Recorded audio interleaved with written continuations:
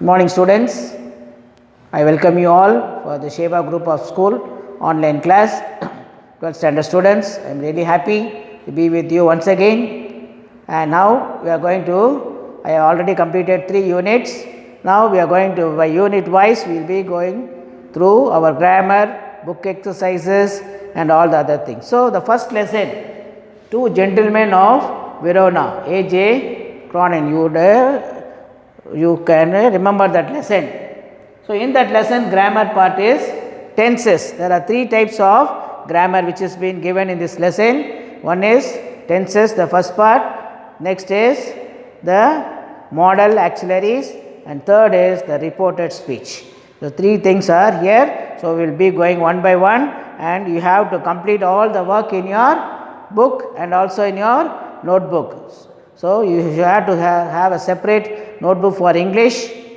So if you get your book, as soon as you get your books, the first part I already told you, you have to write your synonyms, and the center part is grammar. So when you write this, you have to choose the center part of your notebook and write this as I have written it in the board. English Unit 1, the heading of the lesson, grammar, tenses and all things, what you find it, you have to write in your notebook. So now we are going to the lesson. So what is tense? Tense means the time, the happening of a certain incident and what time it has been happened. So there are 3 main things classified. One is the present tense, which is now present, what is going on now. So I am teaching and you are listening. So like that is present. Next is the past tense, which happened previously. And the third thing is the future, what is going to happen. And this 3, it has been again divided into the things that is on page number 10. If you look at if you turn your book to page number 10, you will be having these tenses. The 11th standard also we discuss about these tenses.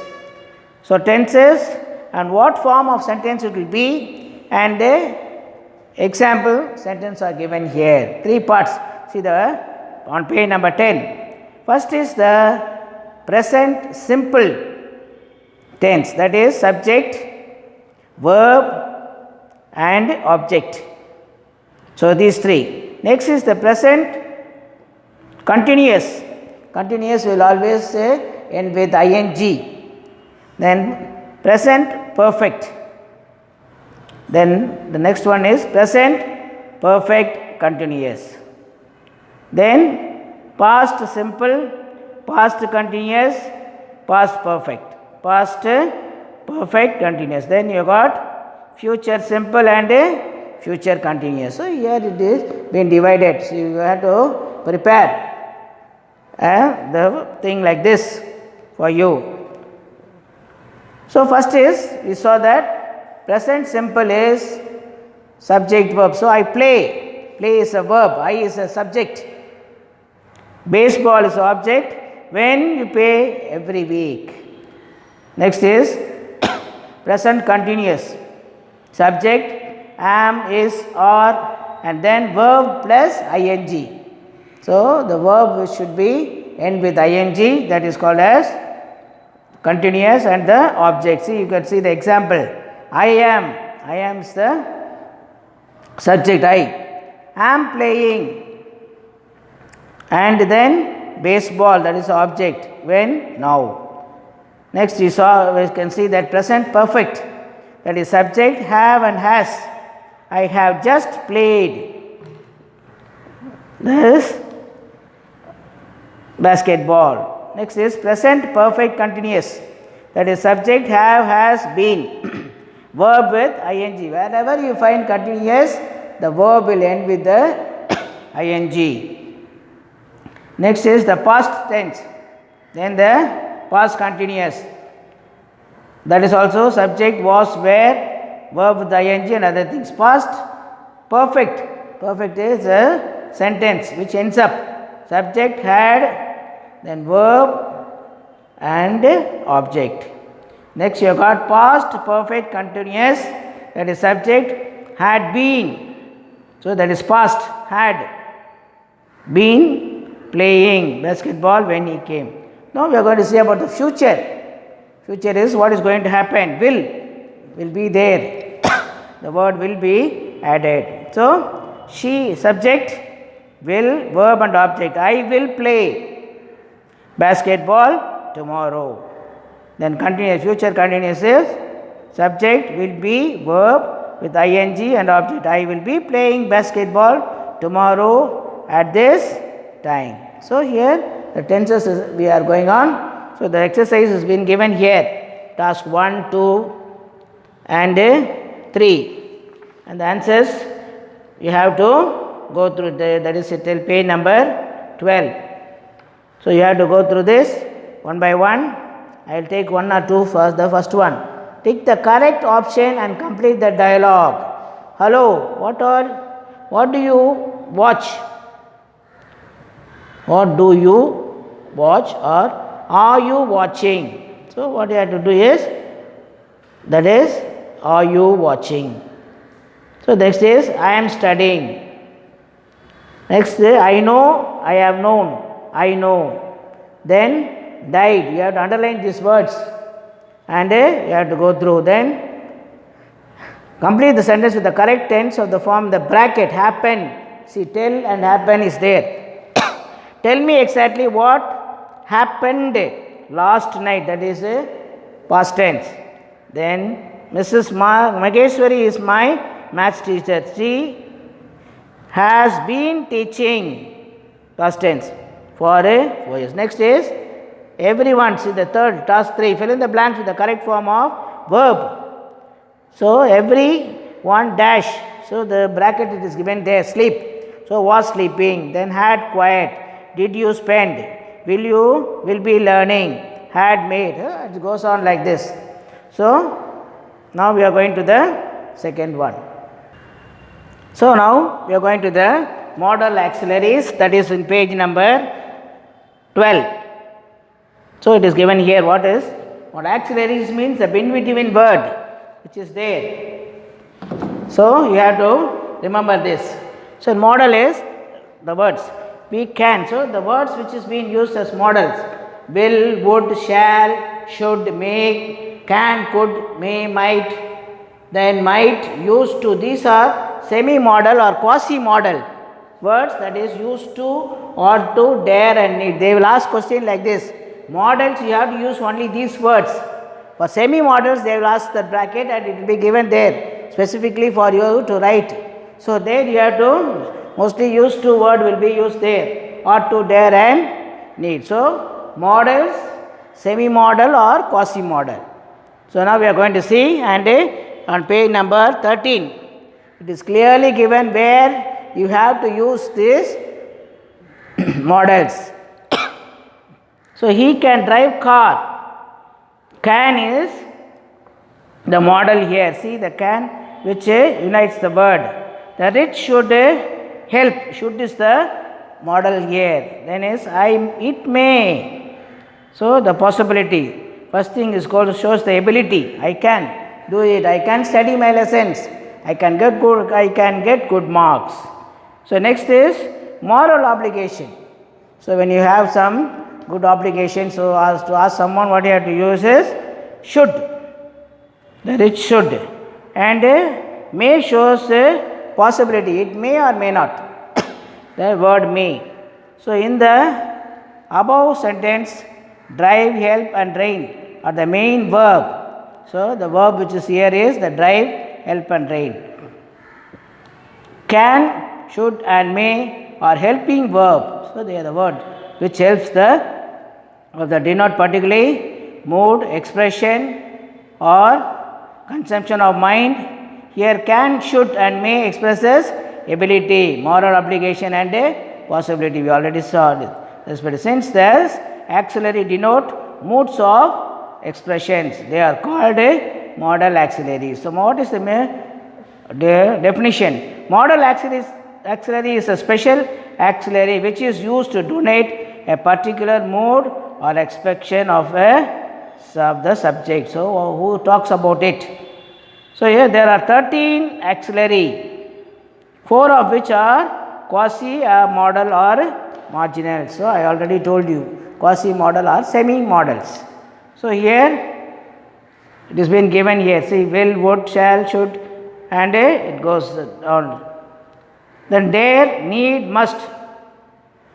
Then should, will, ought, can, may, shall. They are all shades meters. So you can do that. You can shade it, and by using this. So now we are going to page number 13.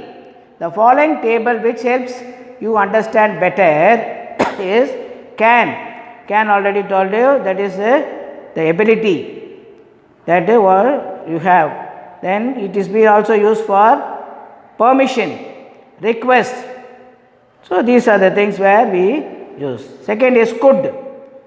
Could is used for the past tense and a polite request. So if you want to ask something politely, should you wait a moment please. Next is may, asking permission. So then possibility also, it may rain today, permission, may I go to the cinema, like this. Next is the might, is possibility, less possible than may, it may rain tomorrow today. Next is must. Then shall is suggestion.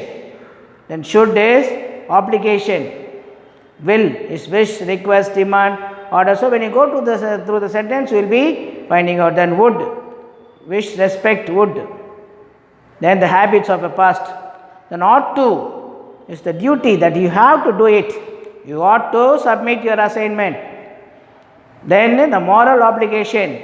We ought to help the needy. Then necessity. We ought to hire some furniture for the party. Then these are semi-models. Next is used to. Is habit in past. My grandfather used to, that is the past tense of for a long walk. Next is need to is necessity. I need to buy a packet of milk.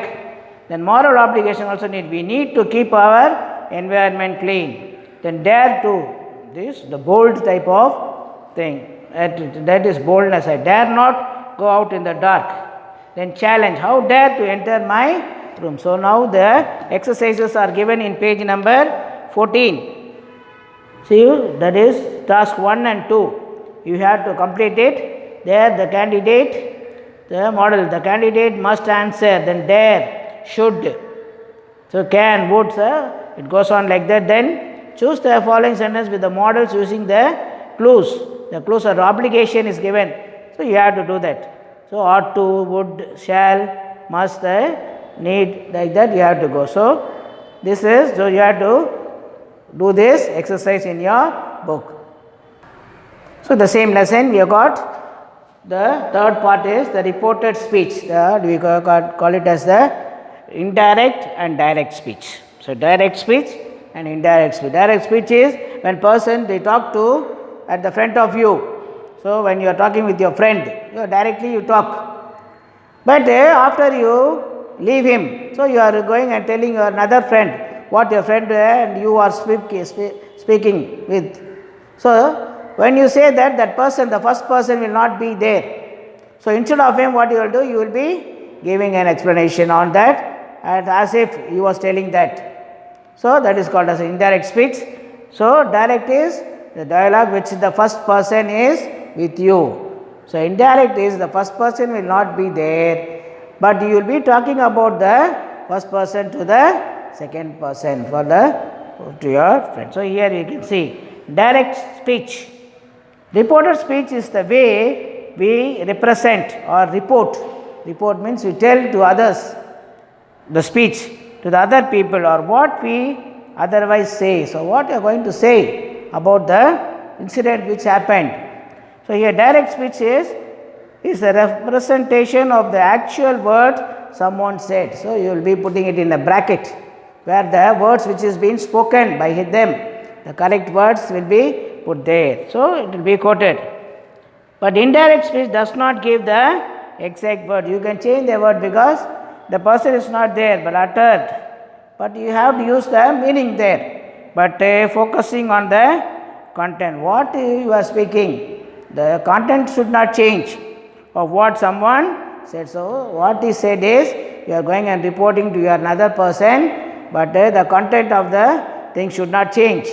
So, without changing the content, you have to tell him. Next is repeating the words as actually as spoken by the speaker. So, the words should be what are the words is being spoken by the speaker, that is the first person, that is should be recorded. So, you should not change that, that is in the direct. But reporting the words spoken by so when you report it to another person, you are reporting the matter to him.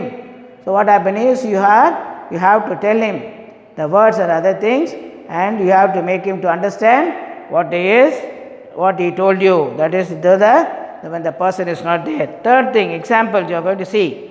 The teacher said to the student, I shall take you to the museum tomorrow. See what the teacher said, the words is, I shall take you to the museum tomorrow. But now what happened? Now we are going to report this direct to the indirect. The teacher informed, so you are using the word informed the students that he would, see the auxiliary comes here, would. Usually in the reported we use this auxiliary. Take them to the museum next day. See, so tomorrow will change to next day. So there are certain words which change. So here it is given example. So now here the task has been given here. So task on page number 15. The tasks are being given for you. So it is been given as a dialogue. Read what these people say and rewrite it. So now we are going to see the first one. I am very busy. So Raja said that he was very busy. Next one is, see the second one. I have completed my work. Satya said that she had completed her work. So you have to write this exercises. Then John. So third one. I don't like to go out. So who is telling there? See, the name is given there. Johnson. Johnson said that he did not like to go out. Next is, so I am learning. So Akishta said that she had just come from Chennai. So Jayan said that he was learning English. So Madhu said that she bought a pen the day before. Yesterday is day before. Tomorrow is next day. So Madhu said that she has bought a pen. Okay. Joseph and Mary said that they would be going for shopping the next day. So tomorrow is next day. Then Afsar and see both of them are talking. How are you? Said that she could not attend the party. So ninth one, Satish asked him how he was, and 10th one is, I am fine. Who is telling that? Victor is telling. Victor said that he was fine and thanked him. So you have got another exercise also, task 2. Then Priya asked Vijay. See, there is a dash there, A, B, C, D. That is given here. So where he was going. Next Philip is. So the task 2 is given here, A, B, C, D is given, and I am going to read out the answer for that. Then where he was going. Then that he was going to the railway station. Why he was going there? Then he wanted to receive his uncle who was coming from Bangalore. Then another Philip is given here on page number 15. The teacher asked Divya why she was late. Divya replied that I missed the bus. So it is, you have to complete the dialogue. So the task 3 is in the next page also, 16. So rewrite the following that is given here as a paragraph. Then you have to write it in a paragraph. So thank you students for being with me in this class. So grammar, it is only applied grammar. So try to complete it in your book as well as in your notebook. So take care of yourself and study well for your examination. Thank you. God bless you and be with you. Thank you.